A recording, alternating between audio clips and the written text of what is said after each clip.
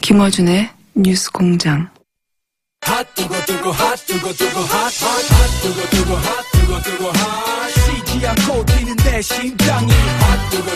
자, 핫핫해 바른정당 하태경 최고위원 나오셨습니다. 예, 하태경입니다. 반갑습니다. 네. 이게 이제 원내 정당의 무려 20석의 최고위원이신데 오늘 택시 타고 오셨어요. 예. 평소에 택시 타고 다닙니다. 차량도 이용하지 못하고 이 바른정당의 형편과 관련된 게 아닌가. 그 일각에서 예. 뭐 하태경 인기가 올라가면 올라갈수록 당은 망가진다 이런 게 있어가지고 저는 제 인기가 좀 떨어지더라도 당이 좀 잘 돼야 되기 때문에. 그게 이제 인기가 올라가서 당이 망가진 게 아니고요. 당이 망가져가지고 인기가 올라가고 있는 겁니다. 자, 당이 망가진 얘기부터 해볼까요? 항상 질문지 오면은 딴 이야기만 해. 아니, 김무성 의원이 최소 9명, 최대 12명 정도, 탈당할 수 있다라고 직접 말을 해버렸어요. 네. 이제 사실, 김무성 대표는 본인 가오라 그러죠. 본인 가오를 좀 세우려면 10명 이상이 좀 돼야. 표준어는 아니고. 예. 10명 이상은 좀 돼야. 네, 모양이 나려면. 모양이 나잖아요. 네, 미세가 좀 떨치려면. 김무성 대표 희망사항인데 네. 실제로 서채가 출당이 되면. 서청원 최경환. 예, 출당이 이루어지면 아마 우리 당 10명 이상 가능성이 있다고 저는 보고요. 그러니까 자유한국당의 친박의 대표적인 인물들이 만약에 원내 의총을 통해야 되지 이건. 의총을 통해야죠. 예. 국회의원 소속 국회의원들의 3분의 2가 찬성해야 되는 거죠. 예. 그래서 저희 소위 말한 자강파 입장에서 가장 지금 우려스러운 시나리오는 홍준표 대표가 서초를 출당을 시키고 본인이 사퇴하면서 합당 전당대회를 하자. 사퇴하면서. 나도 지도부 물러날 테니까 새로운 그런 명분이 쓰죠. 네, 그렇게 되면은 우리 자강파가 고립되는. 그리고 그 가능성 얼마나 보십니까? 저는 거의 없다고 봅니다. 이제 서최 출당 자체가 지금 가능성이 높아지는 방향으로 가는 게 아니라 가능성이 낮아지면서 오히려 홍이 불리해지는 그런 형국으로 가고 있다. 이런 형국으로 가고 있기 때문에. 왜 그렇습니까? 이제 그게 소위 그 열쇠를 이용주 의원이 쥐고 있는 거죠. 지금. 이용주 의원이 말한 녹취록. 예, 번복을 요청했다. 진술 번복을 요청해서 재판 결과가 바뀌었다. 이게 이제 사실인 것으로 되면 대표직을 물러나야 될 겁니다.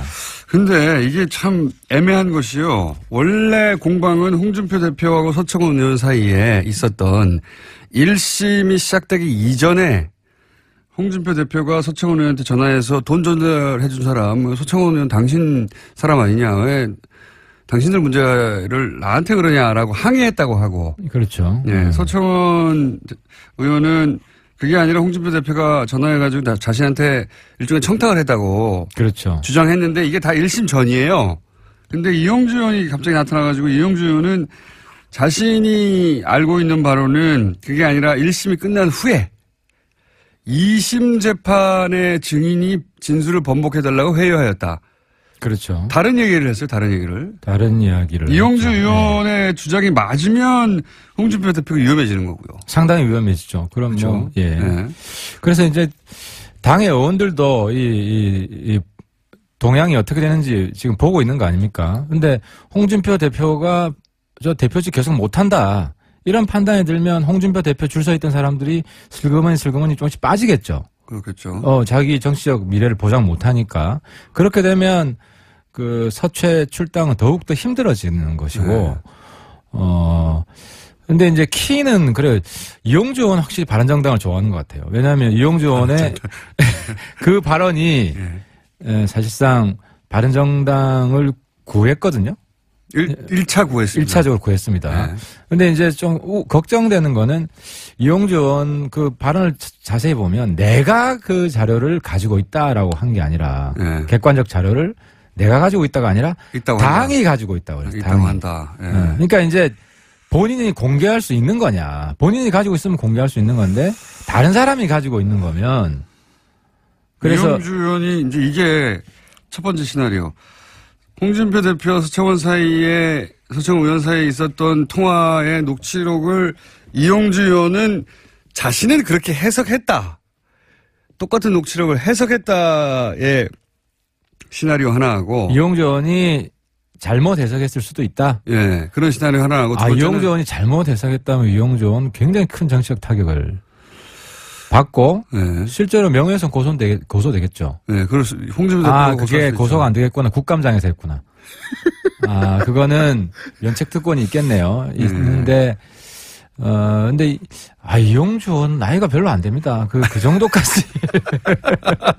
아니 본인은 그렇게 이해했다. 그렇죠. 그 말들을 듣고 이런 주장이 나올 수 있는 시나리오 하나가 있고 그게 아니라 두 번째 녹취 파일이 따로 있을 수도 있고 둘 중에 하나가 아니겠는가. 두 번 있을 수도 있죠. 두 번째 서로 다른 녹취 파일이 있을 왜냐하면 수 있죠. 주장이 전혀 다른 주장이니까요. 이게 지금 이용주 의원이 언급한 녹취록의 존재가 이 사태를 어떻게 결론 나게 하느냐의 중요한 변수입니다. 그죠? 그렇죠. 결정적인 변수고 근데 이제 국민의당에서 보면 또 박모 최고위원이 있더라고요. 그 국회의원 아닌. 있는데 그분도 공개적으로 그 홍준표 대표의 약점을 우리가 가지고 있다 하고 추가 발언을 했어요. 최고위에서. 구체적인 내용은 아니지만. 그래서 시사하는 내용을 발언을 했기 때문에. 근데 아무튼 국민의당 내부에서도 그것을 공개하는 것이 국민의당한테 유리하냐 불리하냐 논쟁이 있을 것 같아요. 왜냐하면 국민의당 내에서도 반안철수 대표파가 있잖아요. 거기서는 빨리 바른정당에서 10명 이상이 한국당으로 가줘야 안철수 대표가 바른정당이랑 합당해서 소위 말하는 반안철수 대표파를 고립시키는 것을 막는다라는 생각을 가지고 있기 때문에 그래서 그 내부에서도 이 공개 여부를 가지고 치열한 싸움이 있을 것 같고 누가 가지고 있냐 그 자료를 거기에 따라 달라질 것 같은데 근데 어쨌든 의심가는 사람이 있습니다. 근데 어쨌든 이용주 의원 힘내야 됩니다, 우리.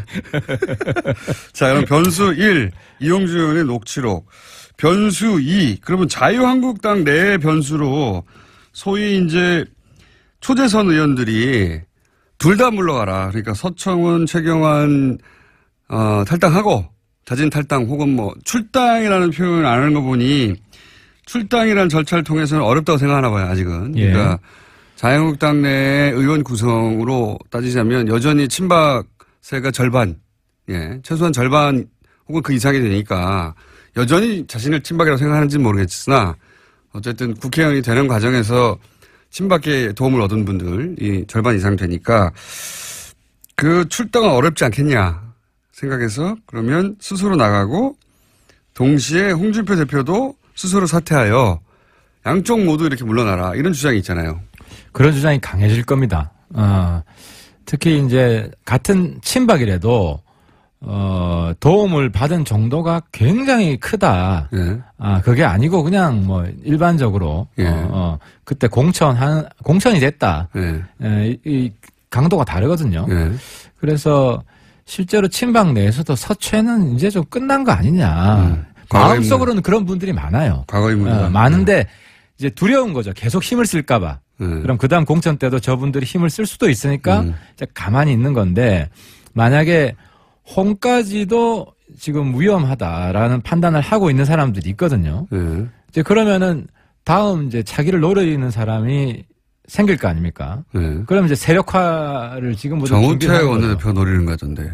그러니까 지금 저희들 내부에서도 새로운 지금 주장이 나오는 게 한국당의 비박 비홍. 새로운 세력 지금 조짐이 있다. 그러면 그 세력과 우리가 연대해서 정치권 빅뱅을 한번 시도해보자. 해쳐모여. 오히려. 해쳐모여. 네. 그러니까 홍준표 대표 혹은 친박으로 상징되는 친박 혹은 극우 이쪽 빼고 나머지 좀 깔끔한 새로운 사람들하고 합리적인 사람들. 그렇죠. 네, 사람들하고 지금 바른정당의 자강파까지도 포함하여 전혀 새로운 그림을 그릴 수 있지 않냐.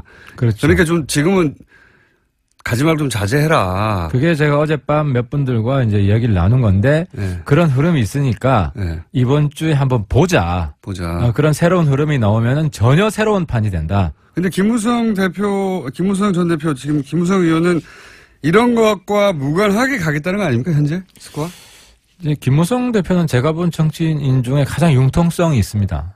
네, 융통성이 있습니다. 그래서 그게 이제 나쁜 쪽으로 하면 48시간. 48시간 내에 항상 바꾸는 거 아닙니까? 이제 그런 게 있기 때문에 내일 의총에서 우리가 내일 의총에서 크게 싸움은 안 할 것 같고 허심탄회하게 개개인의 미래에 대해서 생각을 해보자. 그러니까 당장 저는 김무성 대표가 거기 복당한다 그러면은 많은 사람들이 들고 일어납니다. 받지 말라고. 실제로 한국당 지지자 중에 이제 저 사람은 받으면 안 된다라고 하는 몇 분이 있다고 그랬잖아요. 김무성 대표도 그 한 분 중에 한 분. 그렇죠. 친박이 싫어하는. 하태경보다 김무성 대표는 더 받으면 안 된다고 그쪽 지지자들이 생각을 하기 때문에. 또 누가 있습니까? 김무성 대표 말고. 말고도 좀 있죠. 예를 들어서 내가 이름은 거명 못하지만 탄핵에 굉장히 앞장선 사람. 황영철 의원이요. 그리고 가장 탈당할 때 선도적으로 한 사람들, 이런 사람들은. 남경필 의원이요? 남경필 선수. 남이사도 들어가죠. 그러니까 그 안에서 반발이 심한 사람들이 있고. 그러면은 좀 수모를 주려고 그럴 거예요. 그렇겠죠, 처음에는. 예를 들어 윤리위원회 회부해야 된다. 일단 들어오되 윤리위원회 먼저 회부하고. 거기서 다 검사하고 조사하고 들어가라. 검사하고. 그러니까 이런 흐름이 있기 때문에 그래서 그분들도 그래서 김무성 대표는 한 120석 채워줘야. 그래 12명 나온다는 거. 14명이죠, 그러면. 지금 14명입니까? 14명이 들어가야 이제 120석 채우니까. 그래야지 국회 선진화법에 의해서 사실은. 그렇습니다. 뭐든지 막을 수 있으니까. 그래서 거기도 당장 결행하기가. 상당히 모양도 빠지고 또 낙동강 오리알이 될 수 있고 중간에 붕 떠가지고 여기도 못 가고 저기도 못 가고. 근데 이제 바른정당 안에도 통합파, 저는 탈당파라고 하는 게 맞다고 봅니다. 탈당파와. 그리고 그 반대 자강파, 아니다 우리가 자강해야 된다. 이 파에서 또 분화해서 자강파도 통합파도, 그러니까 자강파의 중심은 유승민 의원이었어요. 그런데 유승민 의원도 너무 융통성이 없다. 그리고 지금 당장 가려고 하는 김무성 의원 쪽도 지금 너무 조급하다. 그러니 말씀하신 대로 좀 보자, 두고 보고 그렇죠. 더 큰 판을 그리자고 하는 이야기를 하는 분으로 남경필 도지사하고 원희룡 제주지사하고 두 분이 이제 거론되고 있어요. 또 새로운 흐름이에요. 또 여기는 바른정당에. 그러니까 이제 조금 전에 말한 해쳐모여. 그러니까 이게 다 본질은 뭐냐면 지지율을 올려가지고 어떻게 지방선거 선전할 거냐 이거거든요. 근데 이제 그런 확신만 들면 지금 탈당하려는 분들도 마음이 바뀔 수가 있는 거예요. 결국은 다 자기 잘 되자고 하는 거니까. 그래서 이제 원지사는 사실 지금 제주도에서 이제 뺑뺑이 돌고 있고 열심히 이제 지역 닦고 있는 것이고. 정말 우리 구의원처럼 열심히 지금 다닌다고 합니다. 제가 얼마 전에 만났는데요. 근데 이제 남지사는 큰 전국의 흐름에 영향을 받을 수밖에 없잖아요. 3당이냐, 기호가 3번이냐, 2번이냐. 강력한 지금 라이벌도 있고 지금. 그렇죠. 그래서 관심이 많은데 남지사 입장에서는 가장 모양 나게 명분 있게 어떤 정계 개편이 이루어져야 본인한테 유리하기 때문에 남지사가 지금 탈당파들을 계속 명분 없이 가면 다 죽는다. 설득을 하고 있고. 그래서. 그렇지만 유승민 대표가 지금 절대 무조건 안 된다고 하는 것도 마음에 안 들고 지금, 그죠? 남지사 입장에서는 그렇죠. 남지사 입장에서는. 근데 유승민 대표는 한결같이 명분 없는 건 안 한다. 본인은 본인의 성격으로 혼자 남더라도 계속 지방선까지 가겠다. 혹은 그 이후까지 계속 혼자 하겠다. 이런 정도인 것 같아요. 강도가. 명분이 제일 중요하죠. 유 대표 입장에서는. 근데 거꾸로 유승민 대표가 이런 식으로 해서 혼자 남지는 않겠죠. 하태경 최고위원 옆에 있겠죠. 두 사람, 세 사람 남아도 그렇게 남아서 혼자 외롭게 싸우는 게 본인한테는 장기적으로 좋을 수 있습니다. 노무현 대통령이 한번 보여줬잖아요. 노무현 대통령은 지역 감정을 소위 없애야 된다고 하는 커다란 계속 도전을 했었죠. 네, 커다란 명분이 있는데 유승민 의원도 이제 누구나 쉽게 와닿을 수 있는 커다란 명분을 이제 앞에 내세워야 되는데 아직은 잘 안 보입니다. 뚜렷하지 않죠. 그게 숙제입니다. 이제 개혁 보수인데 보수 혁신인데 이걸 얼마나 이제 노무현 대통령 같은 경우는 부산에서 계속 도전했었잖아요. 네. 그래서 저는 사실 유승민 대표가 지방선거에 자기 한번 던질 수 있다. 이야기를 전 해야 된다고 봅니다. 당이 필요를 하면. 바른정당도 이렇게 크게는 세 갈래의 흐름이 있고요. 그 다음에 자유한국당도 서청원 나가라 파와 아니다 서청원 홍준표 둘 다 나가라 파와 그렇죠. 이렇게 갈려져 있고 홍준표 대표가 자진 사퇴한다는 것은 제가 아는 홍준표 대표로는 상상할 수 없는 그거는 없을 겁니다. 상상할 수 없는 일입니다. 그래서 동반 사퇴는 제가 보기에는 주장을 할 수 있으나 홍준표 대표가 동반 사퇴는 스스로 할 성격이 아니다. 그건 이용주 의원에 달려 있다고 보는 거죠. 그런데 이거는 또 이용주 의원에 달려 있는 이렇게 서로 물고 물리고 있습니다. 네, 그래서 홍준표 대표하고 친박 좌장이 동시에 후퇴하는 일은 그 가능성은 이용주 의원에 달려 있고 만약에 이용주 의원이 별 게 없으면 친박 좌장들을 몰아내는 일은 의총에서는 불가능할 것 같고. 근데 홍준표 대표가 좀 너무 말을 오버하잖아요. 뭐 더럽게 정치를 했고 뭐 이런 과격한 표현이 나오는 거는 자기가 문제가 없으면 여유 있게 대응합니다. 사람이 기본적으로. 근데 굉장히 험한 말, 센 말을 한다는 거는 뭔가 좀 안정되지 않은 거예요. 그래서 저는 홍 대표가 이기는 게임 아니다 이거. 그랬으면 좋겠죠. 의원님 입장에서는 홍준표 대표는 안정됐을 때도 막말도 합니다. 막말이라면 표현을 과하게 할 때도 있습니다. 네.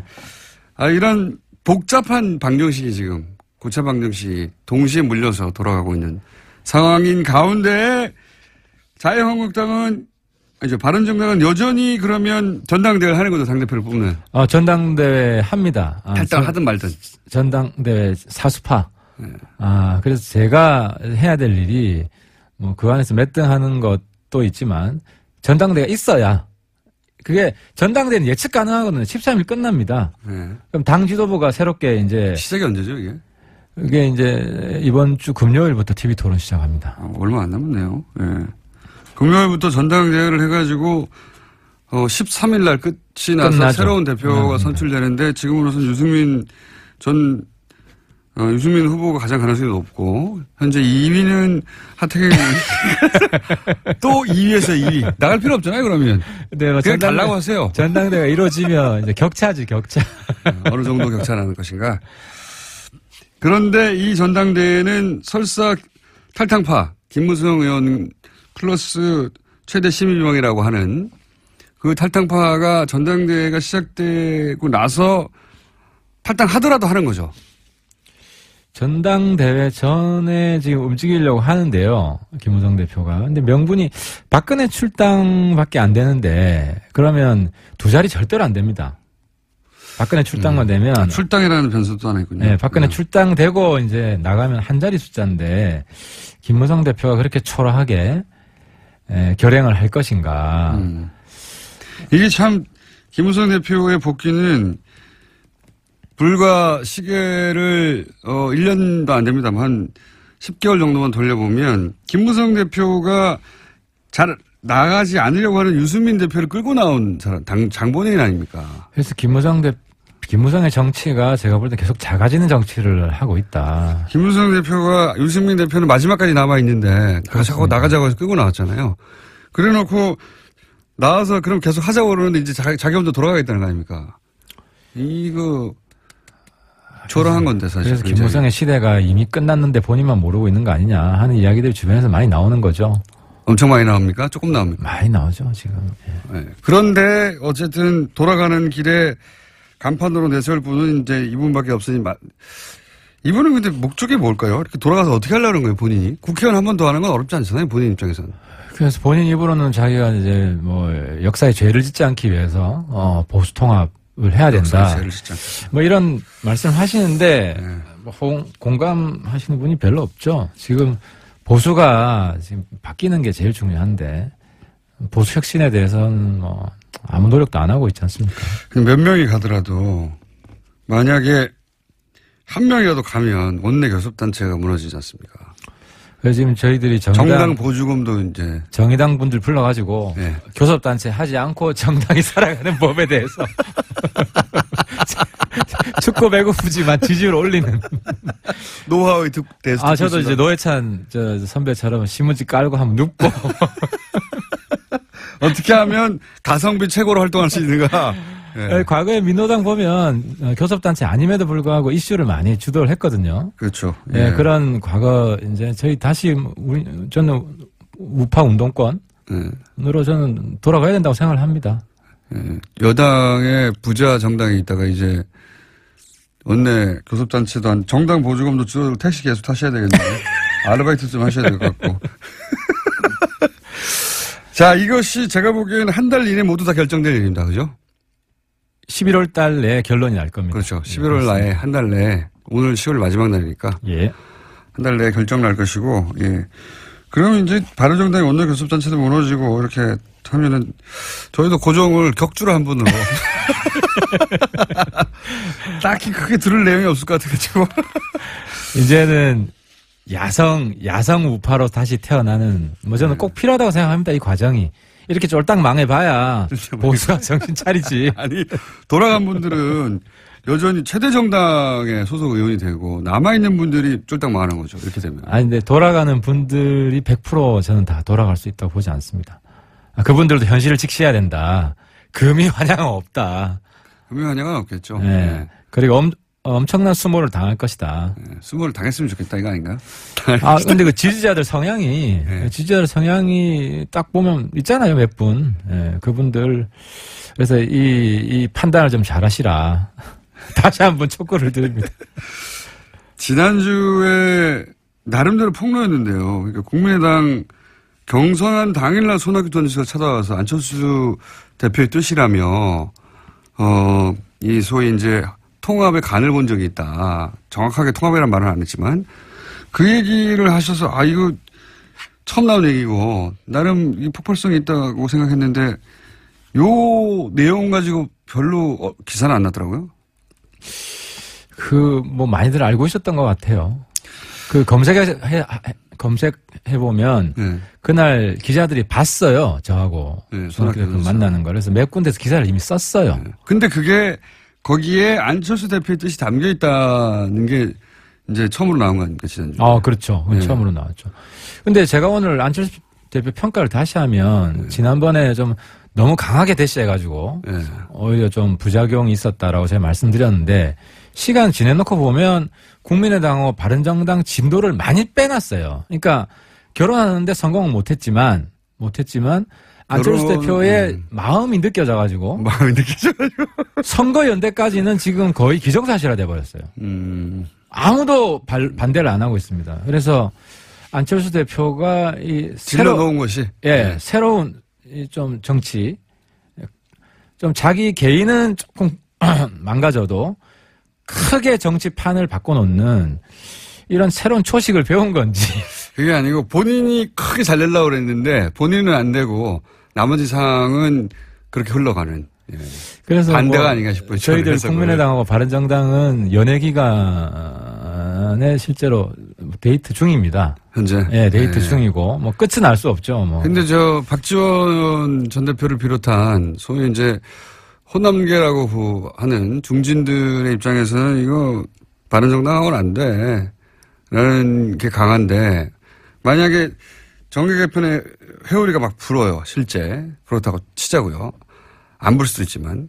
그러면은 바른정당의 이제 자강파와 안철수계 정도. 그러면 지금 국민의당보다 사이즈가 더 작아지는 거죠. 물론 바른정당 줄어든 것보다는 커지겠지만 바른정당과 국민의당 중간 정도 되는 사이즈가 하나 탄생할 수도 있지 않을까. 그런 시나리오도 가능하죠. 근데 네. 이제 어쨌든 박지원 대표께서는 자기 이제 전남지사인가요? 예, 나가시면서. 나가셔서 네. 정치적 이제 수명을 연장하시는 게 제일 중요. 근데 이제 중도 보수 통합신당 예를 들어서 그렇게 가칭이라고 치면 그런 정당이 탄생한 게 전남도지사의 선거에 도움이 될 거라고 박지원 전 대표가 판단하지는 않겠죠. 근데 이제 박지원 대표가 필승할 수 있는 시나리오는 딱 하나잖아요. 민주당이 후보를 안 내주고 예. 민주당, 국민의당 연합 일정 후보가 예. 되는 경우인데 그거 가능하다고 보겠습니까? 근데 그게 아니면은 민주당, 국민의당 합당을 해야 되는데 예. 합당이 안철수 대표 있는 상태에서 가능할까요? 그래서 합당이라보다 당이 쪼개지겠죠. 안철수 대표 갈 리는 없고요, 절대로. 그러면 이제 박지원 대표가 이제 민주당으로 들어가야 되죠. 그럴 그러니까 경우가 있죠. 바른정당이 김무성이 되는 거죠. 예. 그러면은 그게 박수를 받을까요? 그건 모르겠는데 제가 여기서 그거는 박지원 대표도 나오시니 그때 물어보면 될 것 같은데 제가 궁금한 건 이제 바른정당이 소위 계속 남아있는 장황파가 국민의당의 안철수계하고만이라도 합치는 그림을 원한다.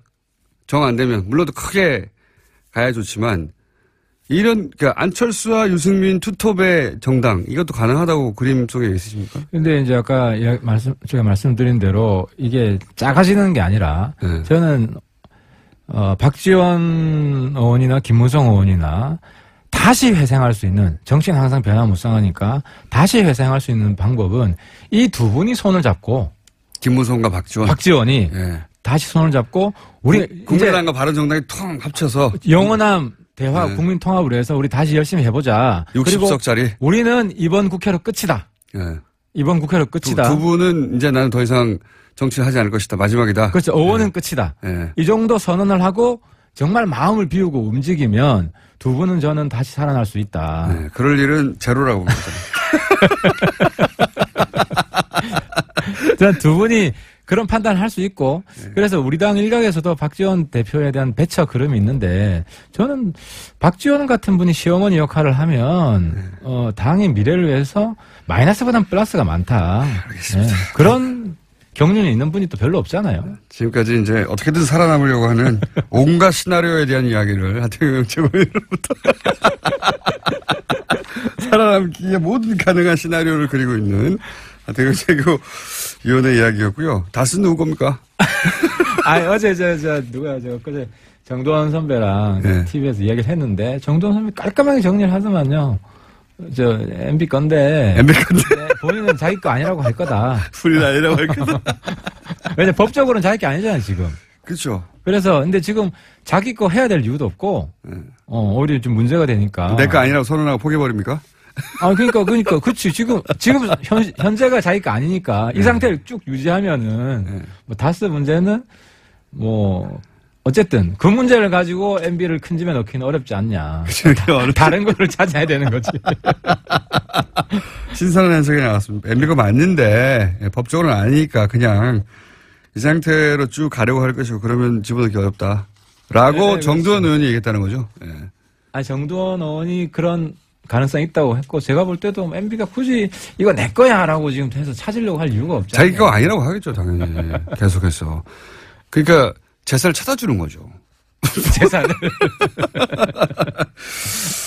자, 웃고 있으나 마음이 허전한 바른정당의 하태경 최고위원이었습니다. 감사합니다. 예, 감사합니다.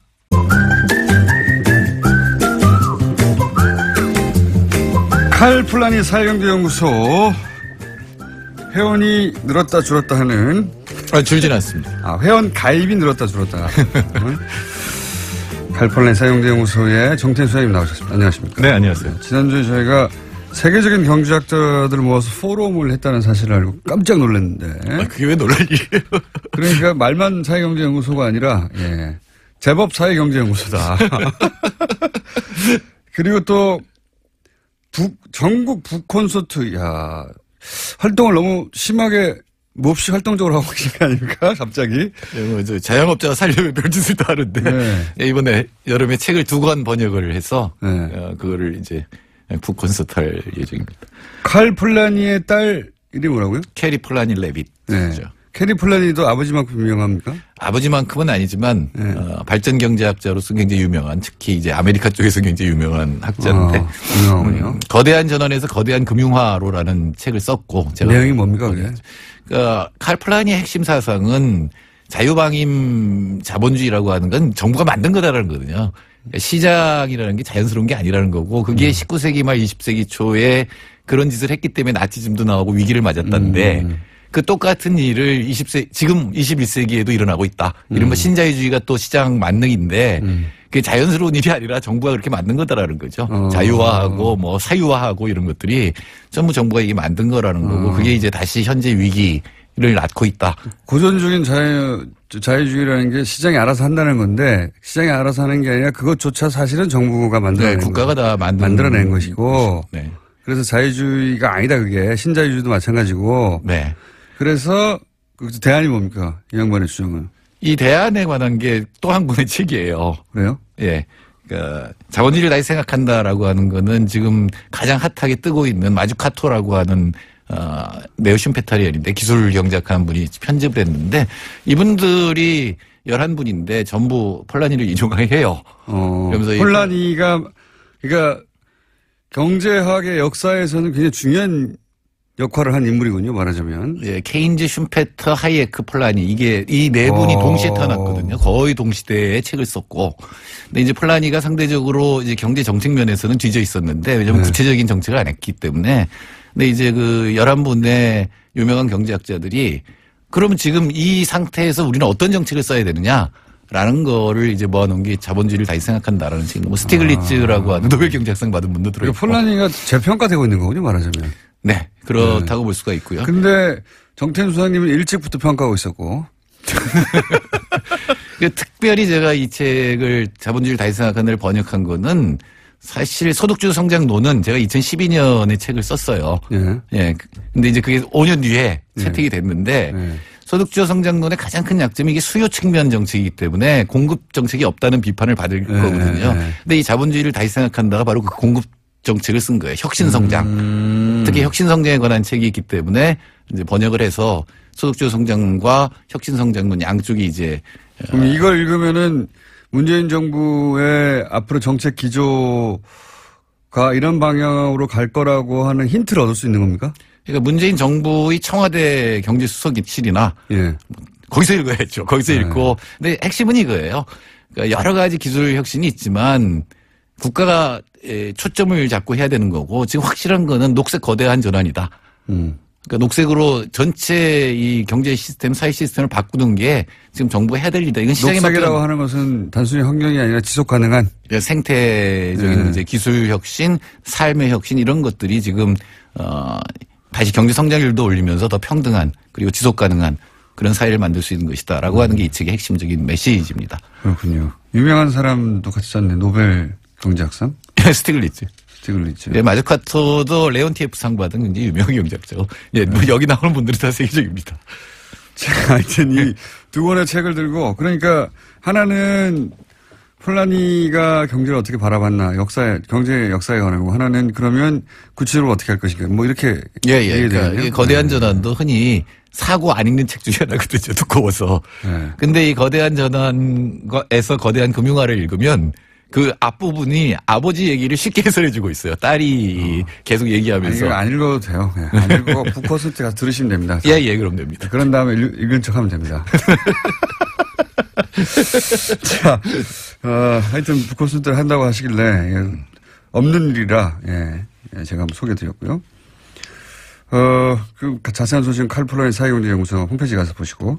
자, 오늘 주제가 갑자기 경제 성장률이 전년 대비 3.6%. 네.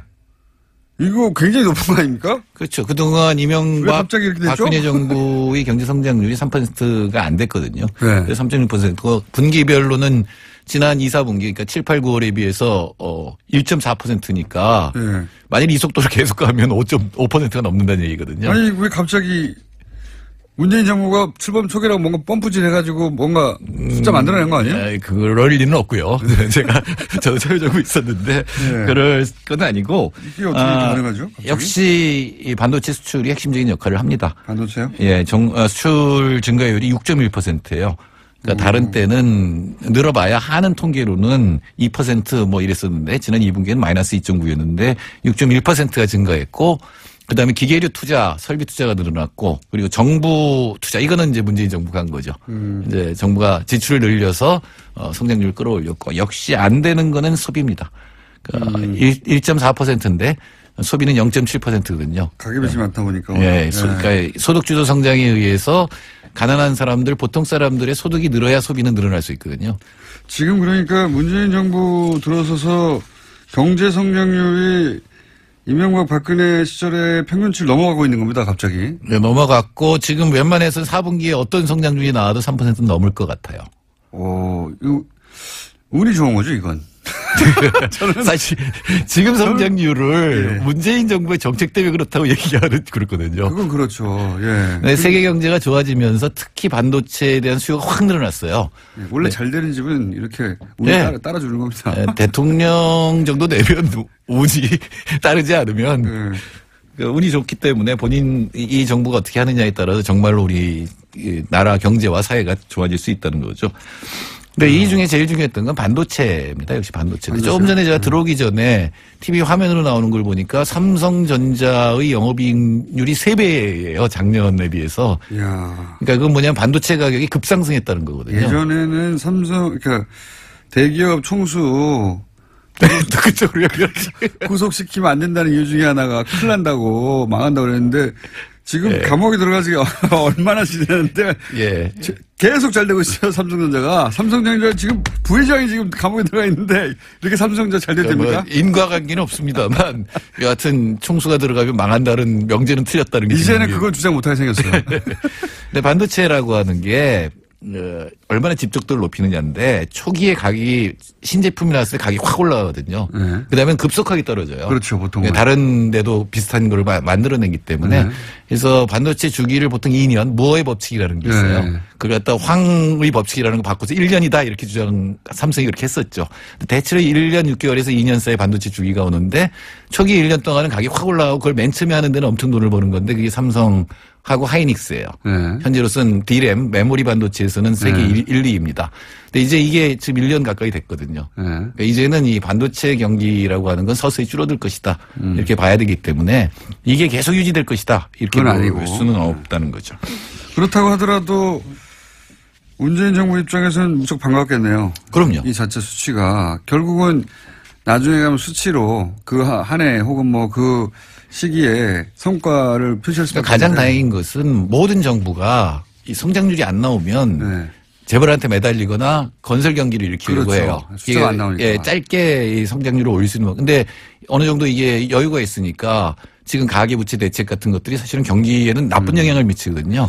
그거를 확실하게 밀고 나갈 수 있는 그러니까 개혁의 조건이 이루어졌다 이렇게 볼 수 있겠죠. 그러니까 수치가 어느 정도 나와주다 보니까 그렇게 생각할 수 있군요. 그러니까 수치가 이 정도 나와주니까 정부 정책을 자신 있게 추진할 수 있는 배경이 된다 이게. 그렇죠. 숫자가. 네. 건설 경기 일으킬 필요 없고요. 또 하나 또 운이 좋은 건 사드도 풀 것 같아요. 그런 조짐이 있죠? 예. 그러니까 이게 사드가 앞으로 우리 경제 성장의 발목을 잡을 거였는데 시진핑 정부가 좀 있으면 이제 나오겠지만 이렇게 한국을 몰아붙여서 이 전체 동아시아 구도에 좋을 게 없다 쪽으로 잡은 것 같다는 느낌이 지금 외신 쪽에서도 나오고 있습니다. 시진핑 주석은 아니죠. 시진핑이 자신의 정치적 입지를 굳히면서 풀릴 것 같다. 오늘 여기까지 하겠습니다. 정철수님이었습니다. 네, 감사합니다. 안녕.